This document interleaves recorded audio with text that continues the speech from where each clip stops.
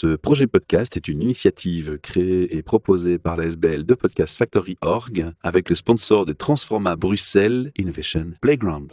Et vous retrouvez tous les épisodes sur le site whatsyourstory.be.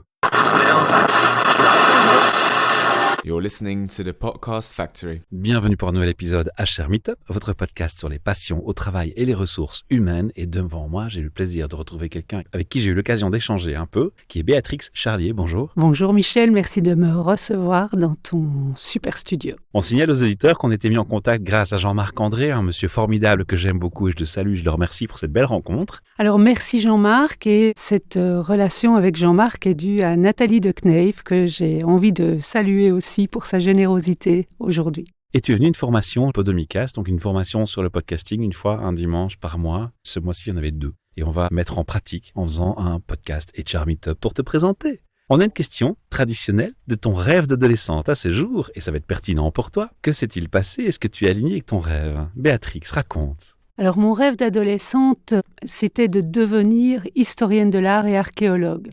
C'était un rêve complètement fou, parce que mon milieu d'origine n'était pas du tout ouvert à cela. Si on était un garçon, chez moi on est 6, donc 3 garçons, 3 filles, soit on était destiné à des carrières d'ingénieur ou des carrières d'infirmière, donc très scientifique au départ. Donc ce rêve d'adolescent, il a fallu attendre quelques années avant que je le réalise, mais je l'ai réalisé beaucoup plus tard, à 33 ans, en reprenant des études. La vie m'a quelque part écarté de mon rêve, et puis comme un GPS, je l'ai retrouvé à un moment donné, je me suis donné les moyens. T'as fait quoi comme étude finalement? J'ai fait des études d'architecte d'intérieur dans un premier temps, parce que j'étais persuadée, comme j'avais pris sciences fortes, maths fortes, eh bien que c'était impossible pour moi de suivre des études d'historienne de l'art.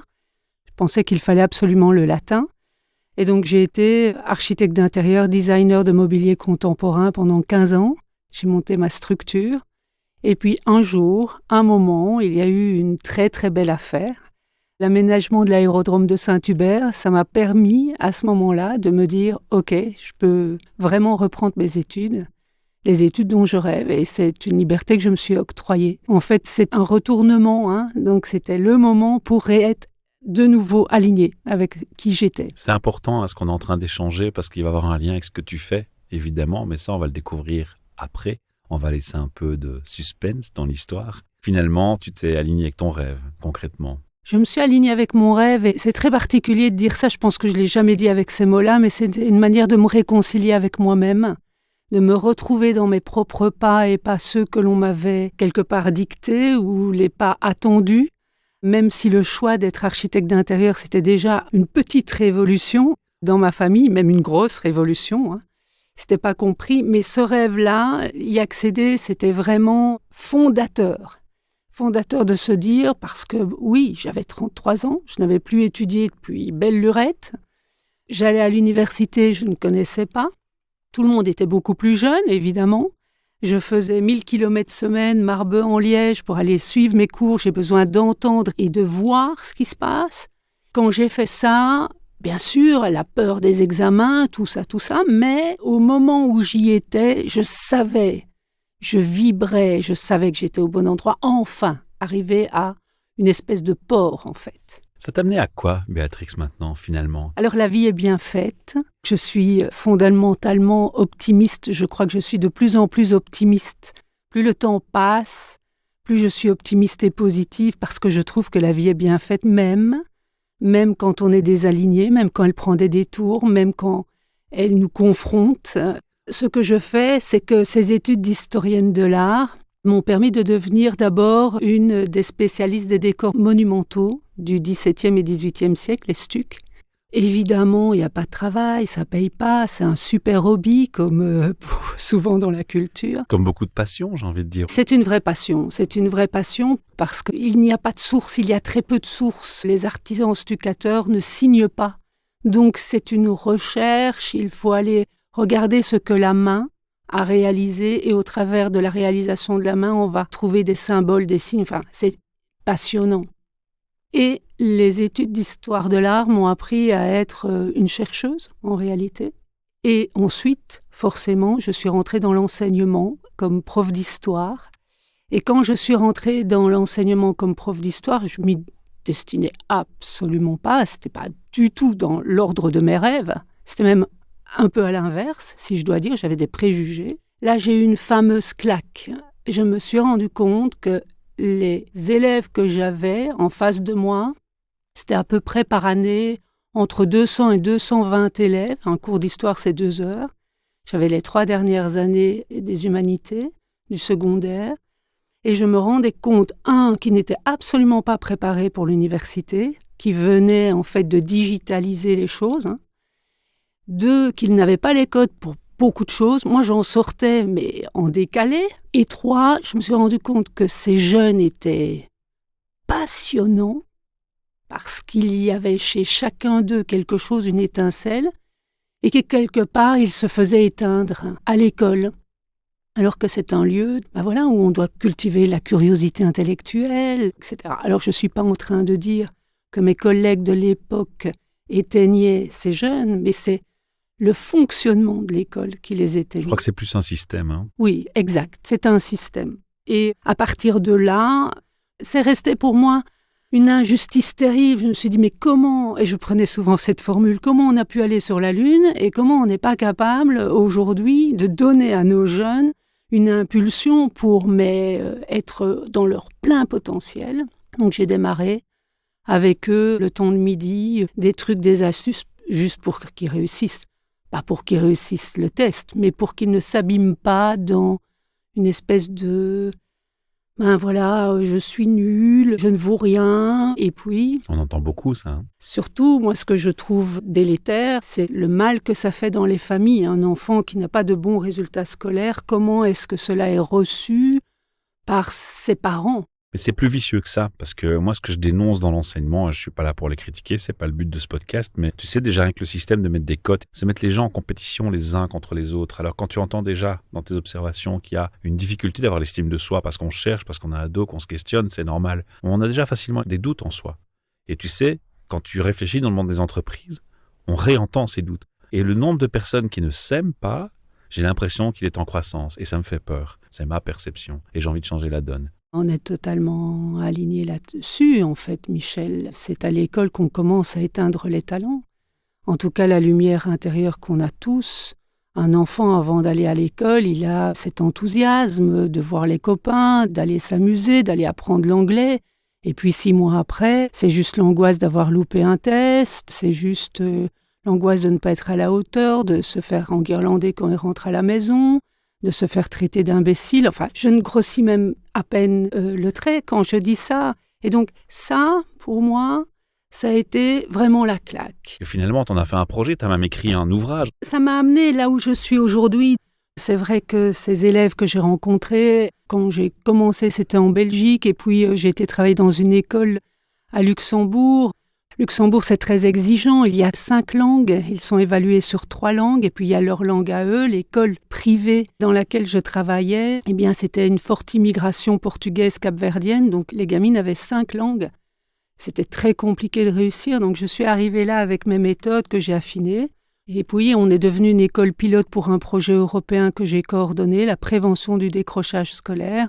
On a travaillé avec les meilleurs et 11 pays.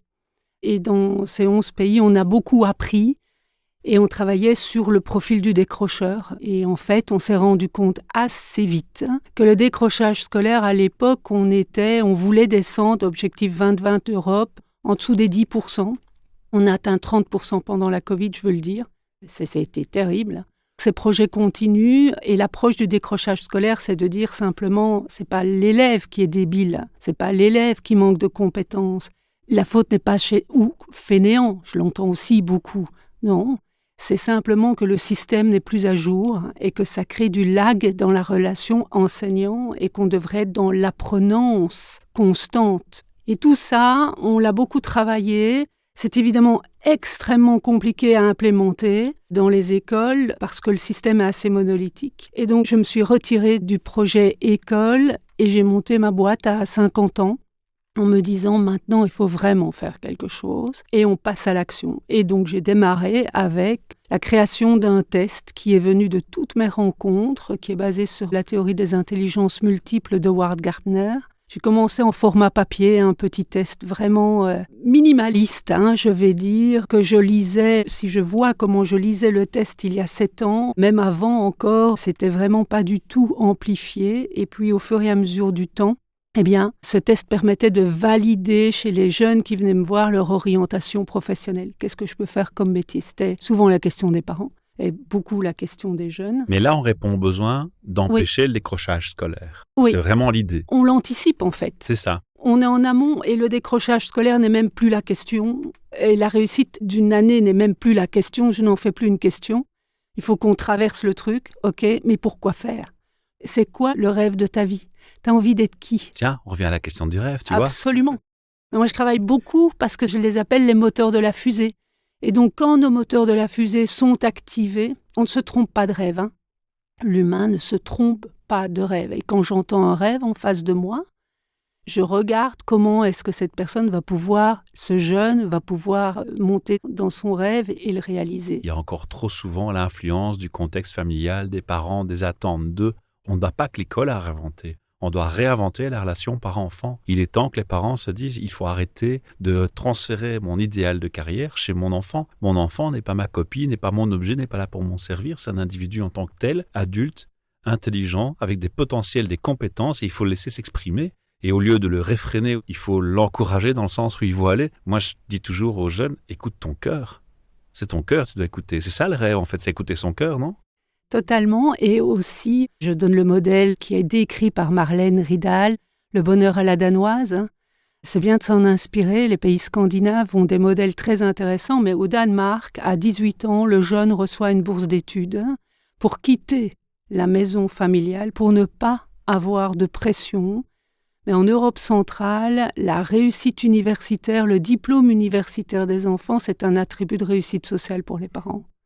Et malheureusement, on est encore là-dedans. On n'en est pas encore sorti. Ça commence, ça démarre. On a des petites bulles à gauche, à droite. Et surtout, moi, ce qui me cultive mon optimisme, c'est que la jeune génération est en train de sortir de là.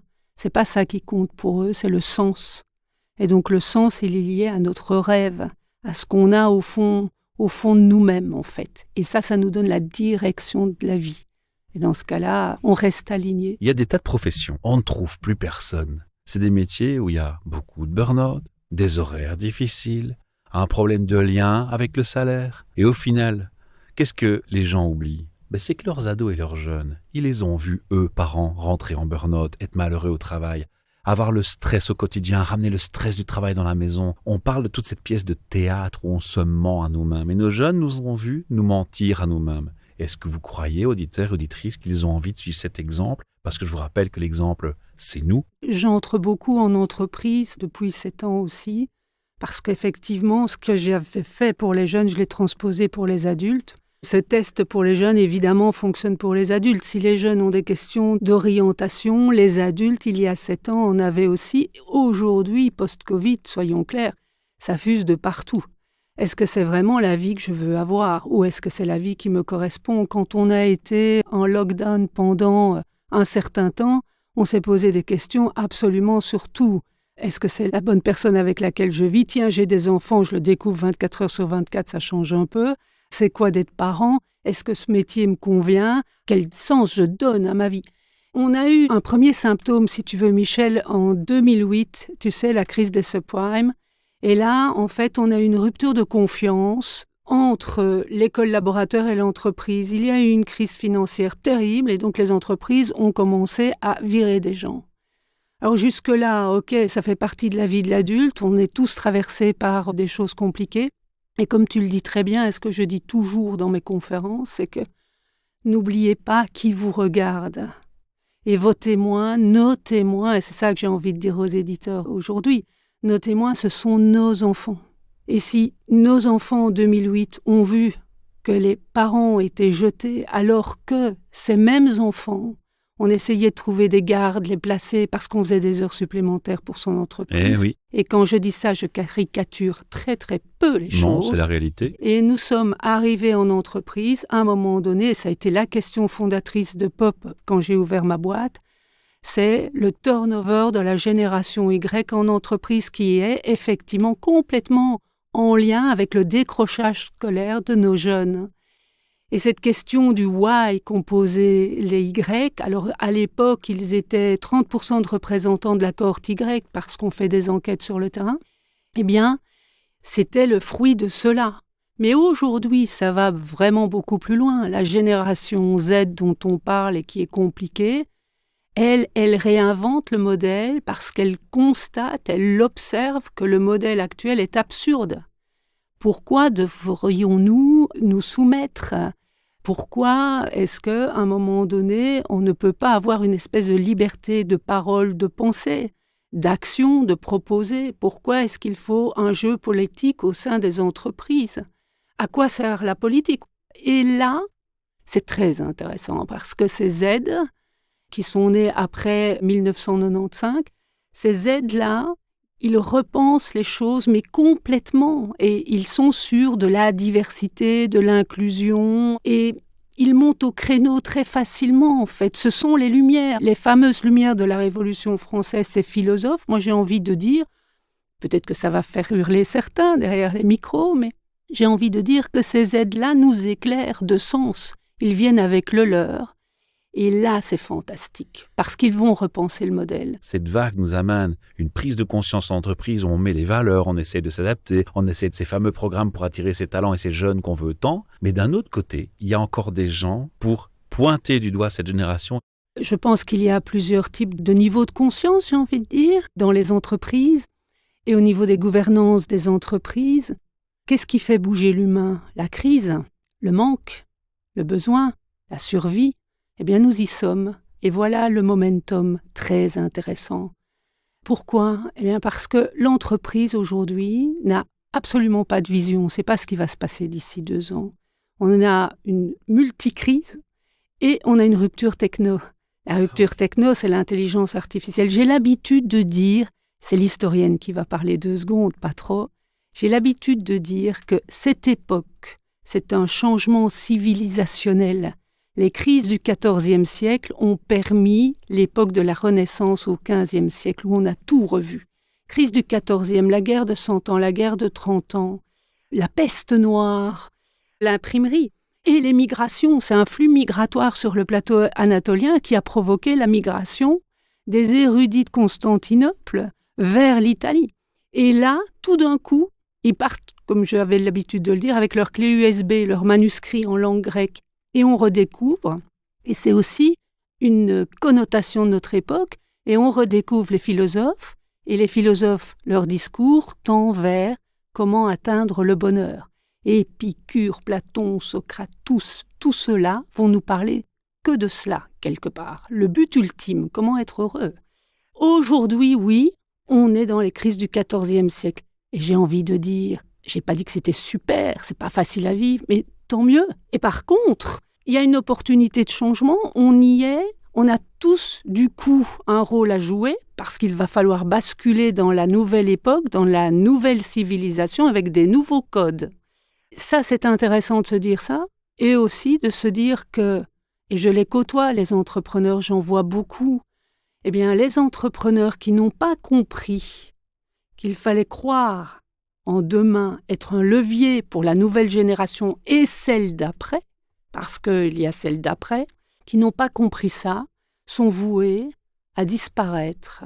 Parce qu'une entreprise qui n'est pas capable d'intégrer la jeune génération, mécaniquement ne peut que disparaître. Alors, Michel, quand je dis ça, je ne suis pas en train de prôner juste la jeune génération en disant il faut tous s'adapter par rapport aux jeunes. C'est pas ça. Il faut tous être sur TikTok.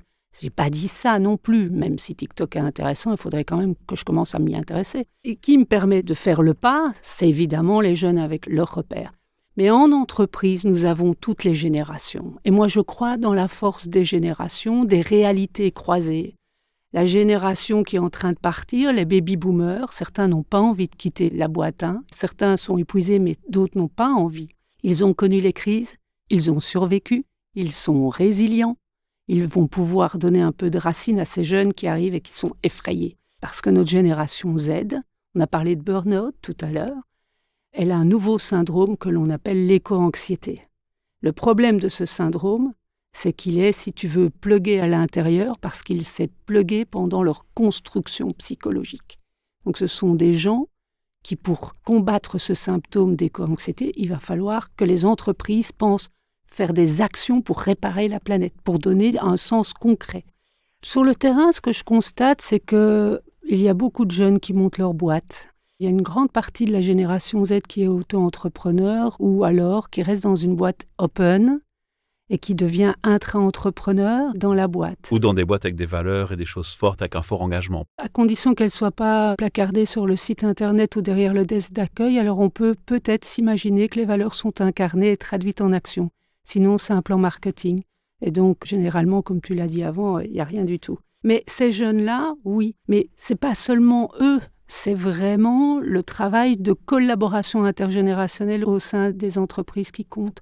Donc les entreprises qui disent aujourd'hui, j'ai entendu l'expression dernièrement, le désert des talents.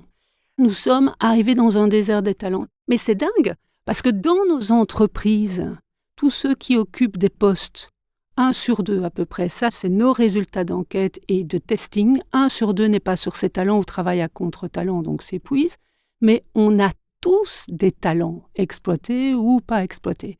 D'abord, avant même d'aller recruter à l'extérieur, regardez, faites une cartographie de talents, regardez ce que vous avez en interne et qui n'est pas exploité. 1, 2, c'est très compliqué d'embaucher des jeunes. Alors chez les HR, ils les analysent, mais ils les analysent en termes de qu'est-ce que je ferais de ma ressource, donc comment je la fais évoluer. Mais elle n'est pas dans l'analyse que tu fais, elle n'est pas dans l'analyse que tu décris. C'est un autre débat, c'est un autre discours, c'est un autre niveau de pensée et de raisonnement. Un niveau utilitaire. C'est ça. Et moi, je parle du niveau existentiel. Si la personne est au courant de comment elle est câblée au niveau de ses talents et de ses potentiels, elle va devenir responsable de sa réussite. Et je pense que tout n'est pas à mettre sur le dos de l'entreprise.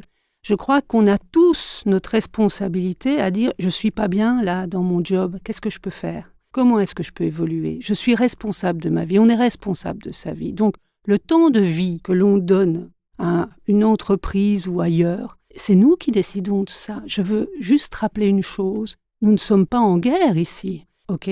On est dans un pays quand même plus ou moins libre, on peut le dire. On a une possibilité d'agir, clairement. Je vais dire qu'il y a une double responsabilité. D'un côté, il y a l'entreprise, elle doit muter. Et de l'autre côté, il y a ses collaborateurs qui doivent prendre leur propre pleine responsabilité de dire « Ok, comment moi, je suis câblé, où est-ce qu'il est mon bonheur professionnel ?» Et là, je voudrais ajouter une chose, et je crois que c'est une piste de développement pour les RH, entre autres, de réfléchir autrement. Il n'est pas question de jeter le bébé et l'eau du bain. La question, c'est de se dire « Comment je fais ?»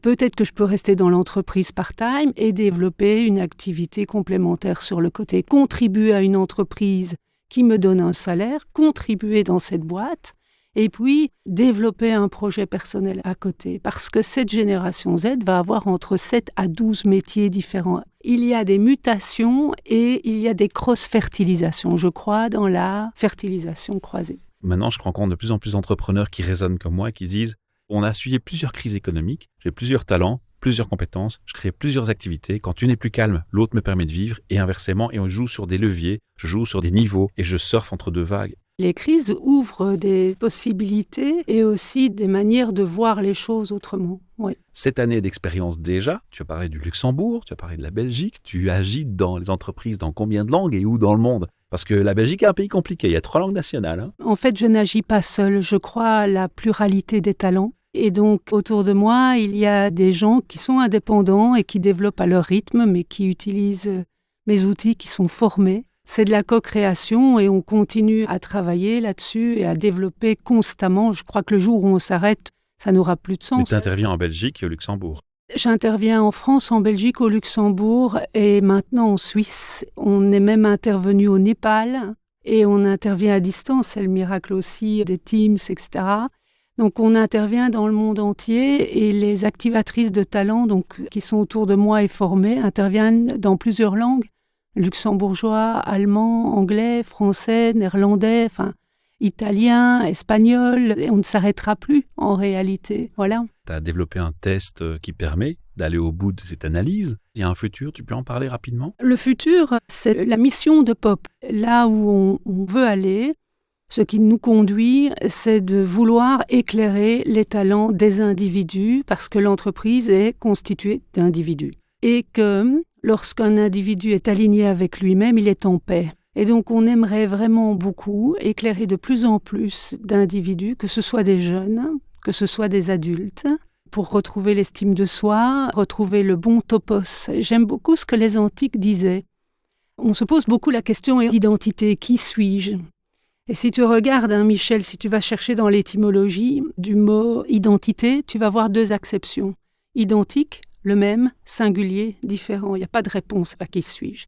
Par contre, les antiques disent, c'est pas qui suis-je qui compte, mais c'est où puis-je exercer mes talents, le topos. Et sachant que les choses bougent, donc c'est là-dessus qu'on veut donner les clés en réalité, et on est en train de diffuser au plus grand nombre les clés de découverte des talents et en même temps de réconciliation intergénérationnelle en entreprise, parce que c'est la valeur de base, si tu veux, c'est l'intergénérationnel. Pour nous, c'est de l'interculturel. Et quand on aura réussi à éclairer un certain nombre de personnes, je pense qu'on aura peut-être mis une petite goutte d'eau dans l'océan. Ça veut dire que si je suis un DRH, j'ai écouté cette interview, je suis secoué par ce que tu viens de m'apporter, parce que c'est un peu ce que je ressens maintenant. Il y a beaucoup de choses qui me parlent dans ce que tu dis, il y a beaucoup de bon sens. J'ai envie de travailler avec toi, je te contacte, on m'a donné l'adresse de ton site internet. Parfois, c'est le dirigeant qui me contacte, l'entrepreneur, parfois c'est le DRH, et on intervient gentiment, on ne fait pas de révolution dans les boîtes, parce que ce sont des systèmes en équilibre, même s'il y a des tensions et des problèmes. On va commencer par intervenir sur une problématique, une équipe, pour aboutir à une cartographie des talents, c'est-à-dire un mapping des talents, sachant que tout le monde a du talent. Et donc, on démarre par là, en individuel.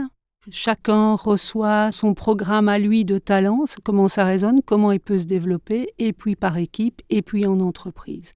Et notre promesse, c'est relever le nombre de contributeurs dans l'entreprise. On implique les gens à nouveau. Combien de temps ça prend ? C'est assez court, on fait sur du temps court, parce que quand on commence à révéler aux gens leurs talents, d'abord, il y a un effet waouh, c'est sans doute la première fois de leur vie au moment où on leur donne ça, où ils apprennent comment ils sont talentueux. L'école leur a repéré leurs fautes, l'entreprise les met au défi parfois, donc il y a un effet waouh. Et le danger, c'est de ne pas continuer tout de suite derrière. Donc, on fait ça, cartographie, et puis on dit voilà ce qui se passe, voilà où sont vos tensions, voilà les remèdes. Et on met en place les remèdes. Ça se fait très rapidement, en fait. Dans les 2 mois, en général, c'est fait. On a fait notre mission et on revient l'année d'après. Et on refait une cartographie pour voir comment bouger les talents. Et on leur dit, regardez, c'est magnifique, là, on est en plein développement. Et donc, les gens continuent à prendre confiance en eux. Oui. Un site internet où je peux aller pêcher l'information qui me manquerait ici dans ce podcast. Le site, c'est POP, alors le petit tiret, op.lu. Mais là où j'ai laissé le plus d'informations, c'est dans mon livre « Activez les talents de votre entreprise ». Et on le retrouve sur mon site, sur le site Amazon, il est en rupture de stock, donc sur mon site dans la boutique, on peut le trouver. Et puis le deuxième qui sort au mois de novembre, « Réveillez vos talents ». Donc comment les collaborateurs, le jeune, l'adulte ou même la personne à la retraite peut réveiller ses talents. Et je comprends mieux pourquoi tu m'as dit « Ah, tu connais Fred Colantonio ?» Bah oui, évidemment. Le monde est petit. C'est l'éditeur du premier livre et le deuxième sort en novembre chez Racine. Dans le texte du podcast, il y aura un lien vers un voicemail. J'invite les auditeurs et auditrices à te poser une question, à faire un commentaire, surtout s'ils ont lu déjà ton premier livre, qu'ils donnent un feedback sur ton premier livre. Vous pouvez réécouter, pas de panique, autant de fois que vous voulez, recommencer autant de fois que vous voulez. Quand le message vous plaît, que le son est bon, eh bien vous indiquez votre email, le faites envoyer, on le reçoit. Et si vous me dites « Je suis d'accord de le partager sur les réseaux », vous aurez le plaisir d'entendre votre jolie voix en commentaire de ce podcast quand il sera mis en ligne.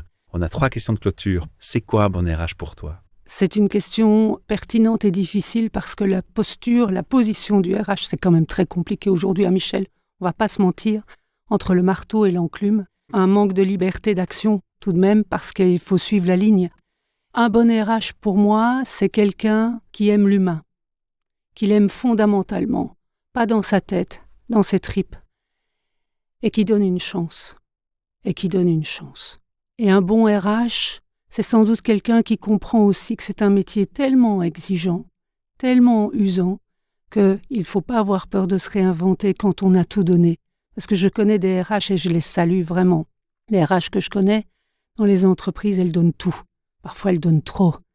Et donc, un bon RH, c'est quelqu'un qui s'écoute beaucoup et qui est en prise directe avec ses émotions. Le matin, si ça va pas, elle va se préserver. Elle va pas aller au front. Voilà. Ma deuxième question, c'est, tu sais, cet effet waouh. C'est un endroit où quelqu'un que tu rencontres et tu dis waouh. Alors, l'effet waouh, je l'ai. J'ai une chance exceptionnelle, c'est d'avoir des clients exceptionnels. Je le dis très sincèrement. Et l'effet waouh, c'est quand, et je vais la saluer, c'est quand l'enfant qui n'a pas sa place en entreprise est considéré et occupe un espace. Et quand on le sent. Et il y a 15 jours, Michel, j'avais une réunion de management et est arrivée une participante qui venait d'accoucher il y a 3 semaines avec son bébé dans les bras et elle voulait être à la réunion. Tout le monde a respecté ce petit bébé. Elle n'était absolument pas obligée, elle avait juste envie, elle disait « je ne savais pas si j'allais venir ». Mais en réalité, dans cette boîte, les enfants font partie des murs. Et j'ai plusieurs boîtes, et ce n'est pas de l'utilisation, ce n'est pas un truc fake, c'est vraiment les enfants des collaborateurs font partie des murs. Eh bien moi, quand j'ai ça, j'ai un effet waouh démultiplié, et je sais que là battent plusieurs cœurs en fait. Avec plusieurs On dimensions. peut citer cette boîte parce que franchement, chapeau quoi. C'est Solis et puis Tetralo aussi. Il y en a plusieurs. Je crois que je pourrais citer presque tous mes clients en réalité. Je pourrais citer presque tous mes clients. Ouais. Wow. Ça, c'est Ouais. mon petit effet waouh de la journée du coup. Et l'effet d'un nouveau-né dans une réunion où on discute quand même de choses assez serrées, il amène la paix avec lui, quoi. C'est J'ai juste. jamais vu ça, mais j'aimerais beaucoup. Ouais. Et ma dernière question, les auditeurs et auditrices qui sont DRH, managers, patrons d'entreprise qui t'écoutent actuellement, qu'aurais-tu envie de leur dire en clôture de cette émission? Je vais dire ce que Gatien Lalou nous a dit. Je te salue, Gatien, parce que tu es super inspirant. C'est un entrepreneur. Il a hérité de la boîte de son papa et il a fait x2 les collaborateurs et le chiffre d'affaires en 4 ans. Gatien, c'est une success story. Mais c'est pas ça que je retiens de Gatien. Gatien Lalou, et pour moi, c'est le résumé que tous les patrons et les DRH devraient faire. Est-ce que j'ai envie de me lever le matin? Est-ce que j'aurais envie de me lever le matin pour travailler pour un boss comme moi? Ça veut tout dire. Voilà, ça c'est Gatien. Et ça veut dire quoi? Est-ce que je suis alignée encore avec ma mission d'être? Ou bien est-ce que mon temps ici est terminé et je peux l'octroyer à d'autres choses? Donc c'est un peu ça que j'ai envie de dire. Autorisez-vous à transmettre, autorisez-vous à ne pas vous exposer quand ça ne va pas bien, autorisez-vous à connecter à votre vulnérabilité. C'est là où on est le plus authentique et le plus fort. Personne ne tire sur l'ambulance, vous savez, jamais. Plutôt que de forcer le trait. C'est un J'ai peu deux ça. conclusions. Ma première conclusion, c'est qu'il faut que je te réinvite au micro parce que j'ai une grosse frustration, il y a trop de choses que j'ai envie encore d'échanger avec toi. Et la deuxième certitude et conclusion que j'ai, c'est que comme tu suis une formation pour lancer ton propre podcast, à mon avis, il va arriver, il faudra patienter, mais il va arriver. Et entendre ce que j'ai entendu, ça ne donne qu'une envie, c'est d'être ton futur prochain auditeur et auditrice. Merci beaucoup, Michel. Merci de m'avoir invité. Welcome. Et oui, on sera super ravis. C'est avec Caroline qu'on va monter ça. Et il va arriver, oui. À très bientôt. À très et, bientôt. Suivez-nous, abonnez-vous et on reste en contact. Avec plaisir. À Au revoir. bientôt, Michel. You're listening to the Podcast Factory. Ce projet podcast est une initiative créée et proposée par la SBL de Podcast Factory Org avec le sponsor de Transforma Bruxelles Innovation Playground. Et vous retrouvez tous les épisodes sur le site whatsyourstory.be.